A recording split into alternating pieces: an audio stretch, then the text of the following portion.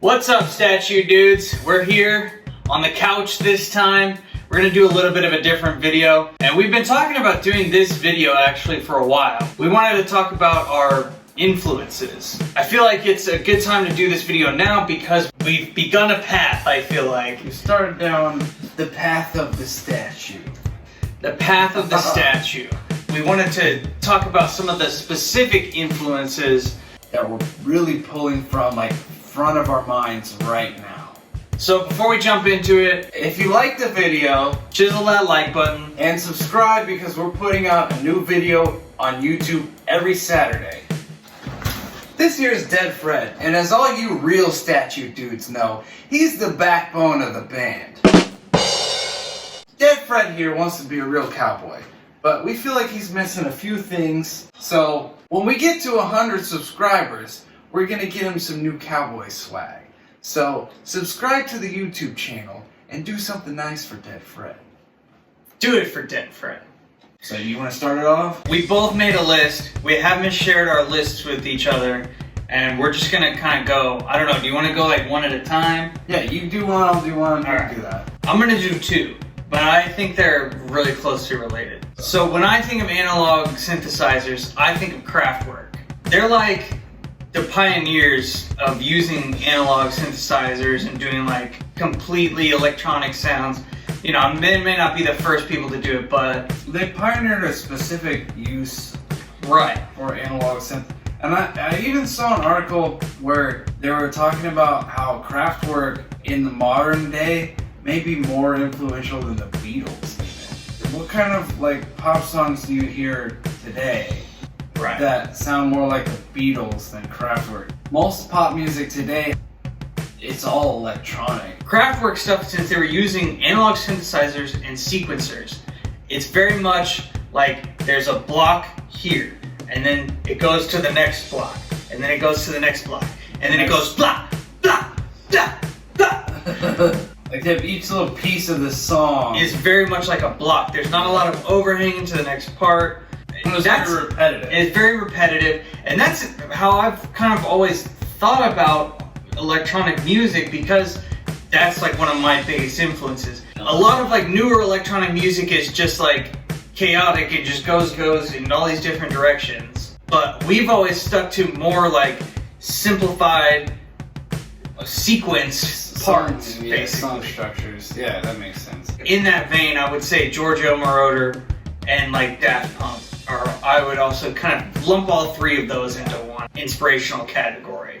Yeah, Daft Punk was gonna be my first one. Daft Punk is one right now that's like really in the front of my mind because they have a lot of funk influence, and that's like a lot of what they sampled was funk music from like the 70s and 80s and stuff like that. I love funk music, like especially like funk rock. Like I was really into Red Hot Chili Peppers. Even though our music at the moment doesn't have as much of the funk type stuff in it, but it's more, I love the synth sounds that Daft Punk uses. Like Prime Time of Your Life, like that song for example, I realized it was like a bass guitar doing this like beow, beow. And I kind of like messed around with it the other day to try to figure out how to make that sound. So that's like something that's really inspiring me as far as like the types of sounds that we're using. So to jump off of your like 70s funk, like what Daft Punk sampled, I wrote down 70s pop. Because Okay. for me, like I take a lot of drumming influence from like 70s pop. Yeah. Actually, the hits in this song, like the do do do do do do, originally I was thinking more of like the Wham Bam Shangalang song, where it's like wham, psh, bam, psh, shangalang and a shot. I was thinking about like you do the vocal line, then we go psh, psh, you know what I mean? But then you came in and added the do do dee do do dee. And I mean, if you listen to like any of the Guardians of the Galaxy like soundtrack, it's all like 60s, 70s, maybe a little bit of 80s pop. But like listen to the drums on any of that stuff, and like they're great. Yeah. It's simple but effective, which is basically my whole outlook on songwriting. obviously we have like a lot of punk influence, and going along those lines, you know, you have the classics like the Ramones, like I Want to Be Sedated, where they kind of took punk and made it into like a poppy thing with really catchy melodies and stuff like that. One thing we're really all about is like catchy melodies. We want there to be hooks for you to like grab onto. A couple months ago, I put together this playlist. I put a lot of The Damned and Killing Joke. Those were like the two main bands that I had songs from. So it was a lot of like classic like 80s punk type stuff. Killing Joke is like a punk band where they have some of these songs that they bring synths in, and they kind of, even some of them only have like drums and guitar, but they still kind of have like this like electronic feel because of like the blocky writing structures like we were talking about.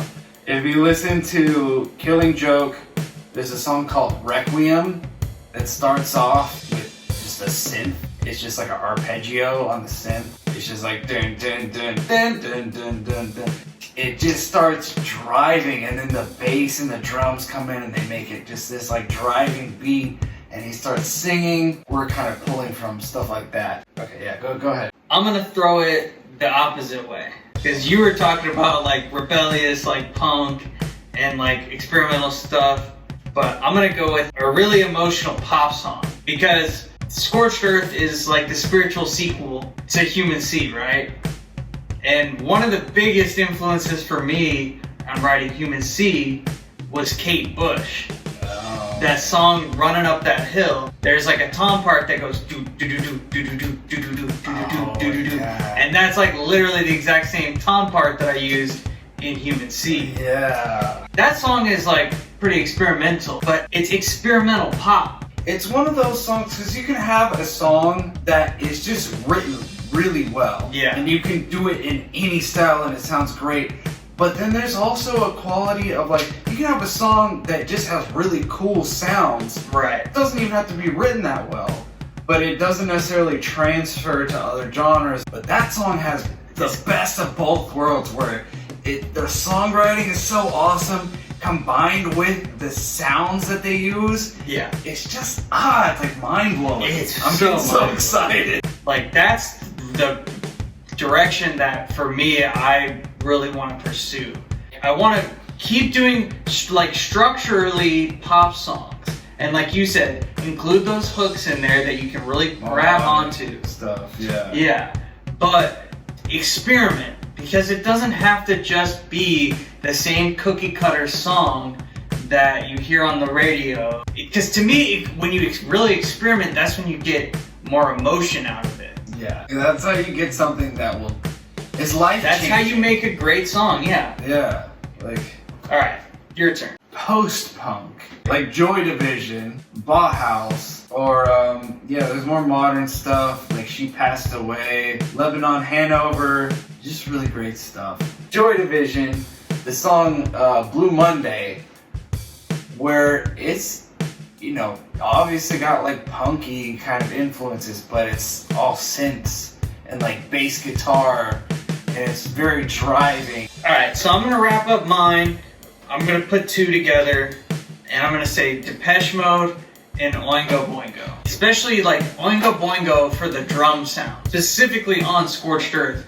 Just like a real short clicky kick and then a big boomy snare.